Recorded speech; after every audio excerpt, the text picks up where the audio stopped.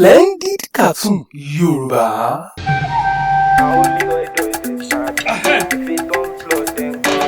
Don't try. Let's start it. I don't think I see no bridge start here. Almost starting. Come on, you start. Ọwọ́ ẹ̀ gan-an. Ṣé lè start generator ni? Generator tí mo ṣe láti bí oṣù mẹ́fà ló dé ní. Mo lè start generator lásán. Fún mi ní kíní jàre kí n tú kíní wò. Tatu.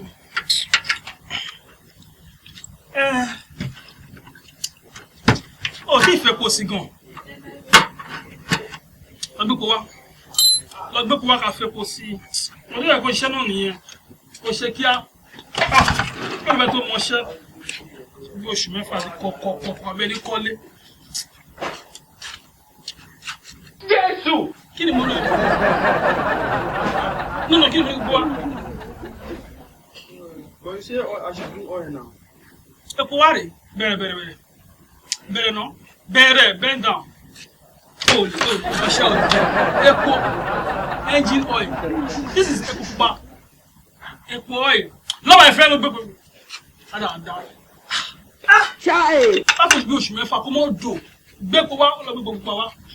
Ọ̀pẹ̀ rẹ̀ sì bẹ̀ ni. Ẹ jẹ́ lọ kọ́ṣẹ́ mi. Bí a kò lọ kọ́ fọ́gá. Ó lè mi lè kọ́ ṣe gbé. Dáadáa. Okay, I don't bring you oil now. Yeah, I don't bring you oil. Ṣé ò yọnu? Báyìí kan ṣe. Èmi ń ṣiṣẹ́ bí mo fẹ́ ni mo ń ṣe. I don't bring the oil now. Pẹ̀lẹ́, bring gold. Ọ̀dẹ̀.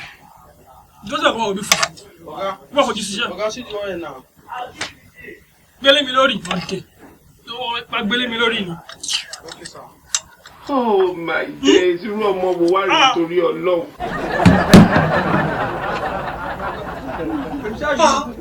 Wọ́n ṣe mọ́ tilẹ̀ ni. You see that? I should put oil. Wọ́n gbélé mi lórí.